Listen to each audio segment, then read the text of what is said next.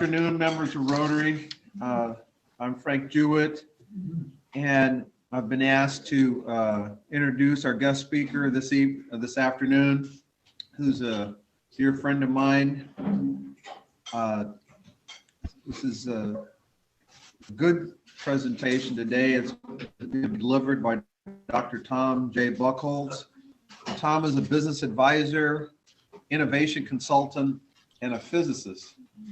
You don't run across many physicists, but today you're actually gonna meet a live physicist who's been working on a big physicist project, which I'm sure he's gonna articulate. Tom received his Ph.D. at University of California, Berkeley, and did his undergraduate studies at Caltech, and has had numerous key roles in the areas of technology, government innovation, to help improve government efficiency and service at all levels of government. He's been a catalyst at a number of companies for innovation programs. We've actually dubbed him the Deming of America. And he'll tell you about his books and some of the things that he's put together that have been groundbreaking, that have helped a number of companies move their operation move that needle from A to Z. Tom's been a pioneer in 3 information technologies, developing leading edge information systems. And he also contributed and is instrumental in the creation of the Palos Verdes Shoreline Preserve. And I said he's to be brilliant but brief. So with that, I bring you Dr. Tom Buckholtz.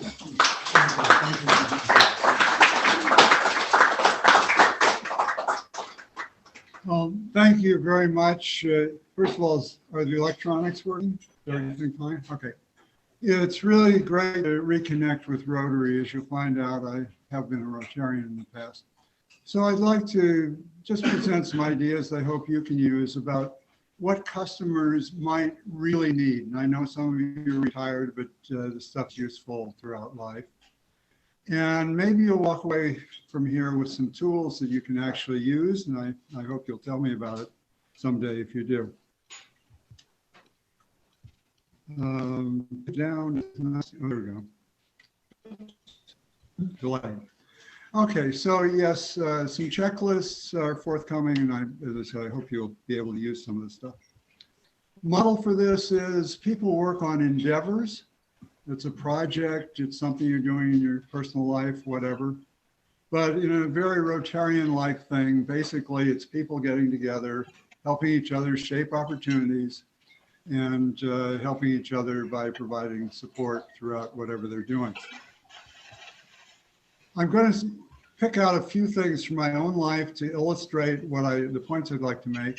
So let's start with the first one. Once upon a time, I was part of a 2-person firm. I was also a member of the Rotary Club of Berkeley at that time. And we built information systems for state and local governments and did some other things. I had an opportunity to bid on the development of a caseload management system for the Contra Costa County Crime Lab. It was a very interesting situation. They had no specification for what they wanted. There was no request for proposal. And it was come in, get an appointment, interview the crime lab directors and so forth, and go away and submit a bid. So to make a longer story short, at the end of the project, the crime lab director got a hold of me and said, what you built for me does everything we possibly think we need. And by the way, it's the 3rd online management system for a crime lab in the world. And this one is far better than that of the FBI or the state of New York. So he was really happy. But I bring this up because they didn't know what they needed. They told me what they thought they needed. And I didn't build what they told me they needed. I built what I felt they really did need. And I think it's important that one do this in all facets of life, try to figure out what people really do need. Okay, I got to learn to sync with this thing. Okay, so let me go a little bit further forward in my career. I joined Pacific Gas and Electric, and I understand there's a PG&E member in this club, maybe? He's not present. Not present, okay. We do, yeah. So at any rate, this was at the time in which personal computers were just becoming useful for business. And I wound up being the point person for what PG&E would do with personal computing. And what we did was we launched a company-wide grassroots innovation program.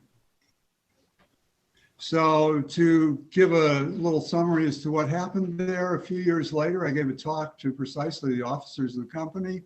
I'd actually worked with every one of them individually, except the general counsel.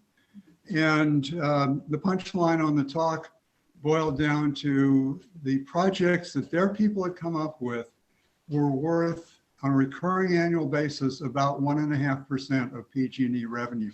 They were basically cost-cutting projects, work simplification projects. So I bring this up because when I got there, I found that the conversations were all about technology. And I realized as I was going to market this program to we, the 27,000 employees at that time, that I needed to try to study the image to be a little bit better. So I had a PowerPoint slide, or actually I never had in those days, that had these 5 words on. And I would explain at that part of the talk that what was really important was results for the company, the customers, the employees. That second was human infrastructure. That's people, teamwork, innovation, sharing, learning, that sort of thing. And then, yes, technology is important, but it's third on this list. This is the beginning of my developing, in an ad hoc basis, the checklist that's the feature of this talk. So you might just remember this one for a second. So question, what might you need in whatever you're doing personally, or if you're in business still, what might your business need to think about and do? And as I said, we're going to offer a checklist or two that might be useful for you to use. So let's actually start to build the checklist. It's going to look a little bit like the thing from PG&E. And here's a diagram. Again, the idea, put in somewhere in your thinking, what are we really trying to work on? Characterize some endeavor. And then here I suggest 3 categories.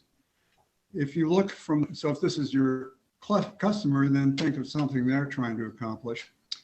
From the bottom up, there's be able, be apt. That's the resources part. That's people, that's knowledge, it's information, data, information systems, energy supply, whatever else it takes to be successful at something. And that's one thing to think about. We're pretty good society at trying to measure stuff. We put quantitative values on it and dollar values and so forth. The top one is, of course, more important. It's what's going to come out of all of this, the do right part. And here we are able to articulate outcomes and to do some measurement, but we're not quite so good at that. The middle one, actually thinking, the bridge, think well, is somewhat more difficult. I suggest that we really kind of imagine that people will learn how to think, but we don't teach it very much. And so hopefully this will help you, in some cases, kind of fill in a gap here that would have been nice to have had. At any rate, so let me go into the story and we'll illustrate what goes on with something like this checklist. I left PG&E to serve as a commissioner in the United States General Services Administration. When I took the job and went to Washington, I really didn't know what the job was all about, which was kind of an interesting phenomenon. But I found out, and it turns out I was in charge of a group of 2,000 federal employees. Some of them actually did not report to work on a day-to-day basis in the United States itself. 100 of us, plus about a half dozen people in the Office of Management and Budget, did what today would be called the Chief Information Officer function for the 4 million person, $1.5 trillion a year executive branch of the federal government. And then in another, oh, by the way, that part of my group was in charge of what turned out to be 3% of the demand side of the world market for information technology. We were that big a customer. We were also, most of my people were a 2,000 person, $1 billion a year in revenue business unit. We sold telecommunications services and information technology professional services throughout all three branches of government. There was some public service in this. It was a really very interesting thing. The reason I bring this up, oh, by the way, we launched a nationwide grassroots movement to try to improve governmental service to the public. In the next administration, people rebranded this as Reinventing Government, but some of the people in my group started it, and I was the leading spokesperson and champion for it for about 3 years. At any rate, I bring this up because when I got there, GSA was just coming out of strategic planning. And so I inherited a draft mission statement and strategic and tactical plan for this group. The question that I faced was, did I want to run with it? So the mission statement focused on fostering an information environment, presumably for 4 million federal employees, at least. And I really liked that. It wasn't about products and services, which it could have been. It wasn't about computers or telecommunications. It was about information and so forth. But it took me about 1 or 2 seconds to realize information rich, information overload, maybe we got a problem. So I took it upon myself, because there wasn't time to do anything else, to recraft that mission statement.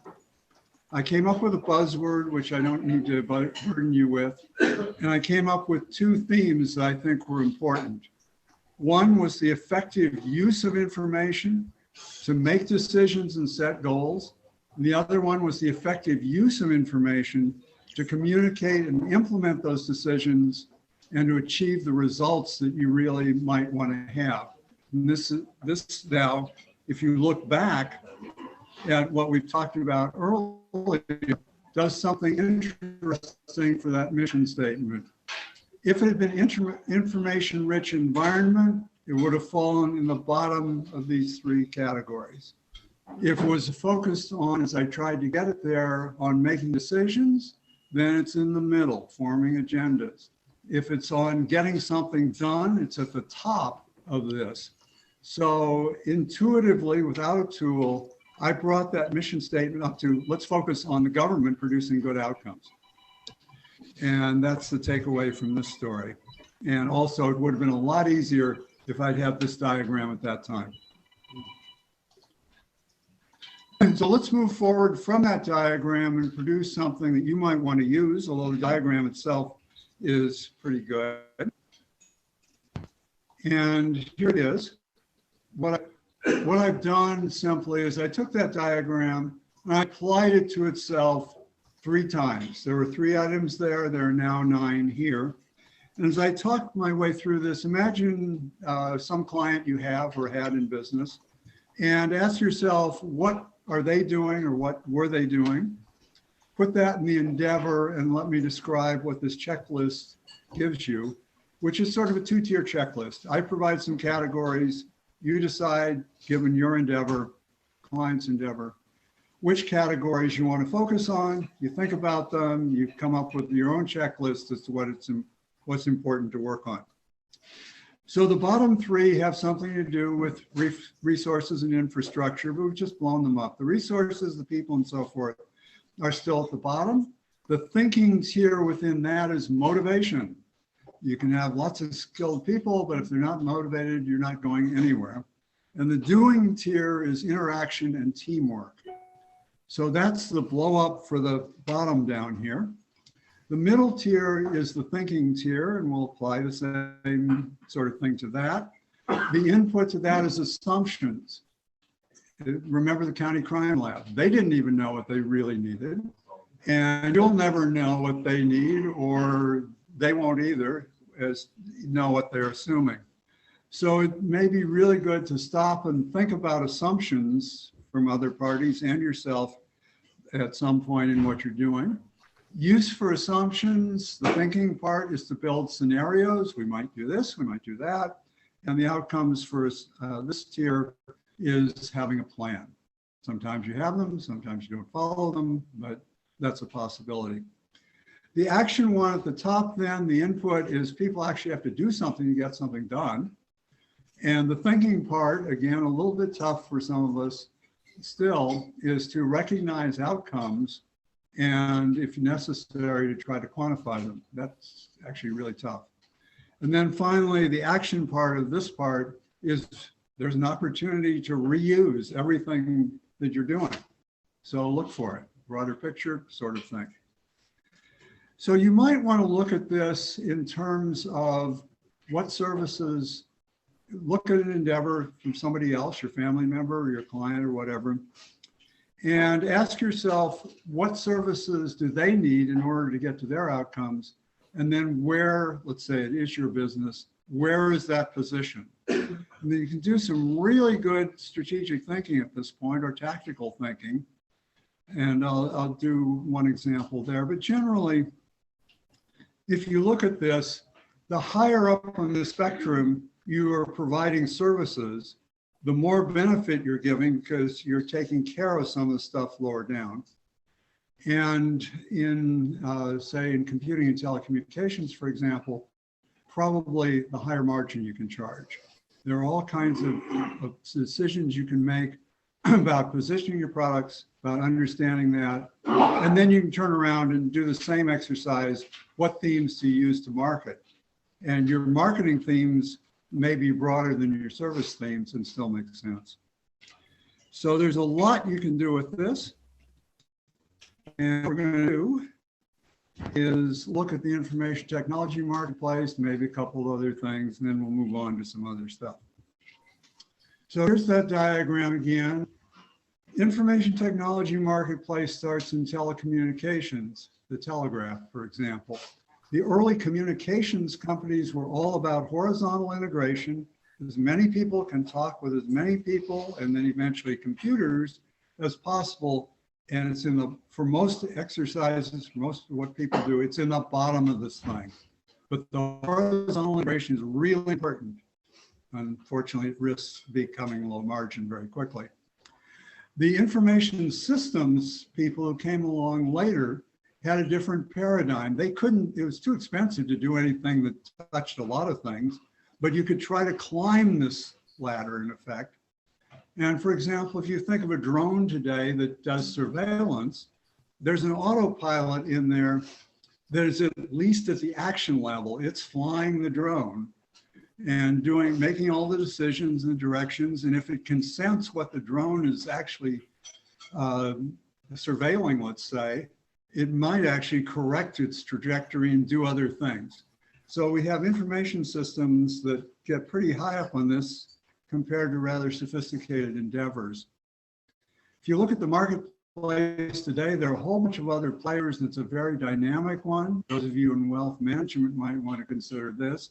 There's not only telecommunications rooted companies and information system companies, there are content providers, there's entertainment, there are now apps providers, and you can look at business maneuvers as well as services. In terms of this, I think you gain an awful lot of understanding. There are plenty of other things you can do with this. There's an executive coach around here who used a version of this with a CEO for a startup. Turns out the CEO apparently could not decide what work really needed to be done, what work the CEO should do, what work should be delegated. And that person learning some applications of this and then turning to look at that became a guide for that person as to what to delegate and what not to do and so forth. Similarly, I worked with a CEO of a software startup who was really good at announcing meeting topics, but was really terrible at steering meeting segments. And with a little work at this, you know, there's some verbs in here. There's a list of 2-word sentences there. And if you have something like this, then you can actually look and say, for the next part of the meeting segment, we are going to do whatever it is. And you have some cues here as to what to do. You know, load software on our laptop computers, that's the bottom. Maybe check our assumptions and so forth, maybe make a decision, who knows. So there's lots you can do with this thing. But I'd like to move a little bit. We can come back in the discussion period and try out some of your stuff if you'd like, because I've been talking about needs, practical needs, but organizations and people also have wants. So here's a way to take some of what you've already learned and drift over toward the emotional side of things and wants. So it's a new dimension from what we've been talking about in terms of marketing, among other things. So another case study. It turns out I did a 3-day workshop for senior leaders of a petroleum extraction company. Somebody in here used to do work in that field. And this was a very interesting exercise. I was supposed to be presenting something on company-wide innovation programs, how to start one and get something out of it. But I could not determine ahead of time, after vigorously trying, whether this company had a company-wide innovation program. So at the very beginning of the first session, I asked, do you have a company-wide innovation program? Well, let me throw a wrench into this whole thing. Those people did not speak English or never showed any ability or interest in speaking English, and I didn't speak their language. So the interpreted thing that came back was, we do 100-year planning. All right, so I decided I was going to go with plan B, which was to ad lib for 15 hours of workshop, as opposed to the structured thing that might insult them because they already had something. And they didn't know the difference because they didn't speak your language. Well, I think they did know that. They were very smart. People had titles like general manager, oil field number something or other. Oh. At least that's what it's translated to for me. Okay, so you know what's going on here. I'm going to ad lib, and it turns out at the end of one of these sessions, somebody spoke up and said, "Can you tell us something about how we might be able to get more work from employees if we can't pay them anymore?" Really practical question. By the way, they loved the checklist. We had a really good discussion around the checklist. So after lunch, I now had 2.5 hours to do whatever I wanted to with it again. And I used a very checklist that you've already seen. Notice the effects, agendas, and potential over there. That's the checklist, the beginning of that you already saw. And I had this checklist or something very much like it on purposes or motivations.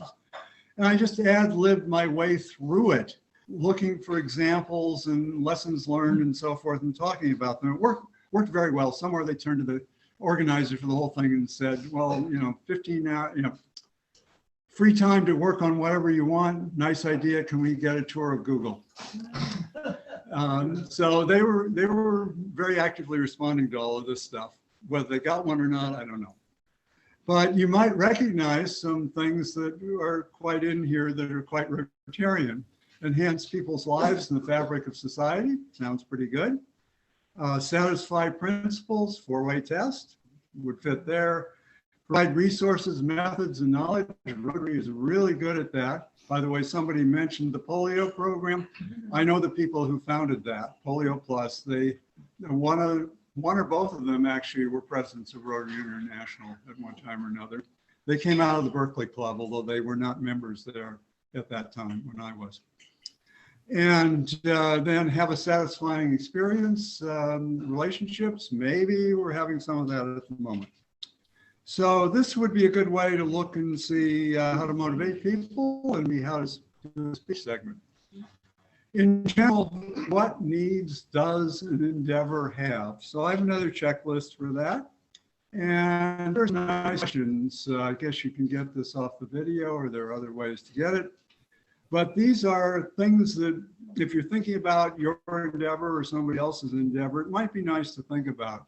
Coordinating with other endeavors, declaring the value that you create. We haven't really done that one. Making progress toward value. That's a theme of the state progress checklist that we did work with.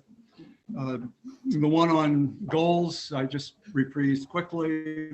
Accomplished work, we're going to do a little bit more with in a moment. We haven't done anything. But just having a checklist like this, spending a little bit of time reflecting, can really get you in a position to add a lot more value than you might have. This lines up those questions with some tools that I offer, and all the tools are good for all the questions and others, but this would be a kind of entry point from a question to a tool. At any rate, one more story.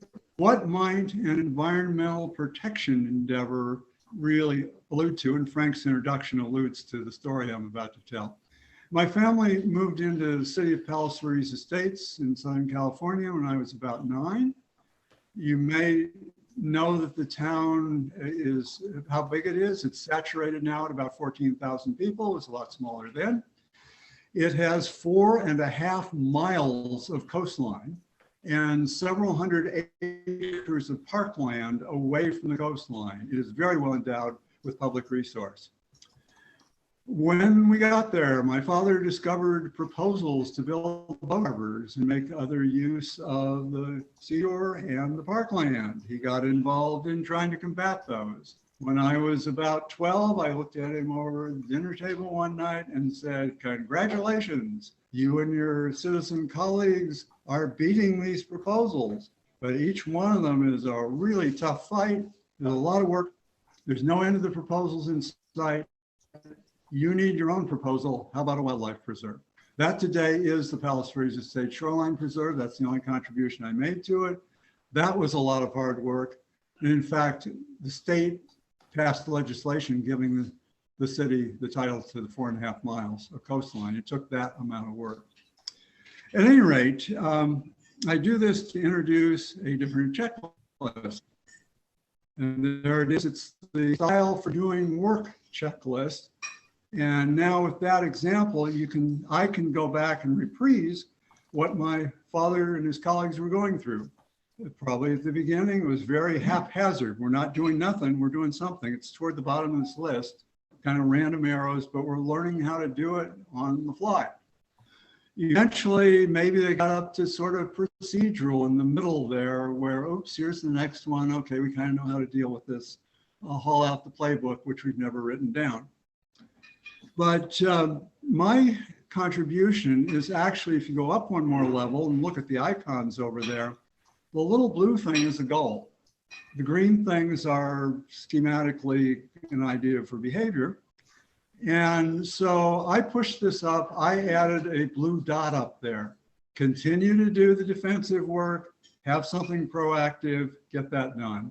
That was my contribution, was that dot. More generally, I think that this idea of maturity for doing work is really, really important.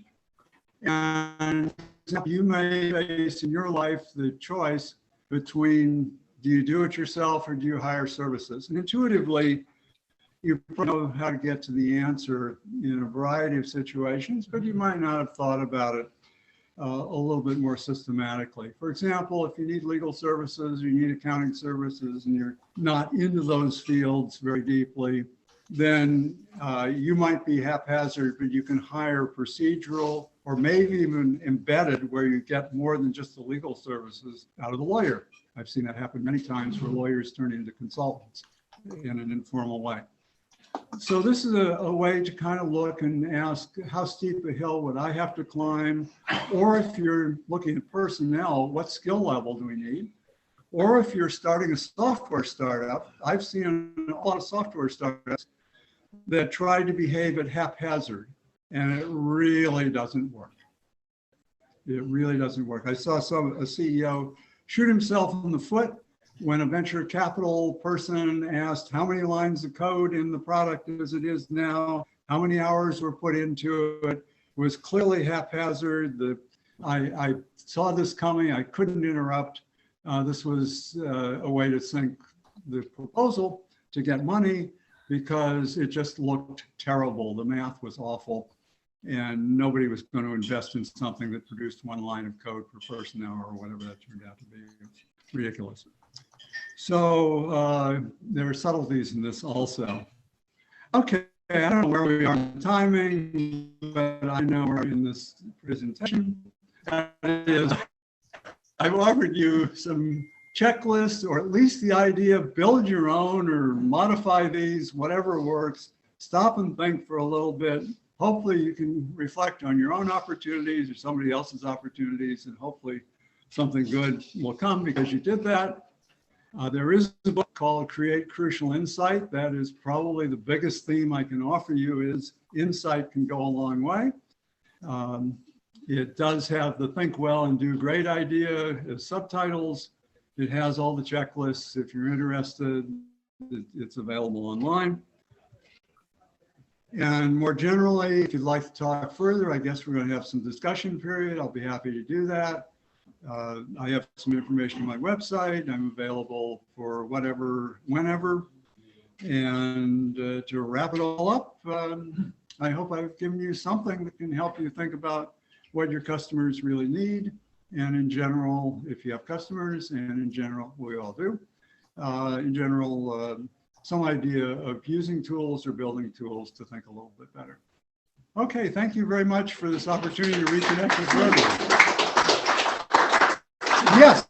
They kind of talk towards the computer because they can pick up the sound, and maybe you repeat the question. Okay, I'm very bad at repeating questions, but we'll try. Yeah. A couple of quick comments and also a question. So a specific question. So basically, anyone who's worked as a project manager recognizes this presentation, basically kind of a broader view of project management.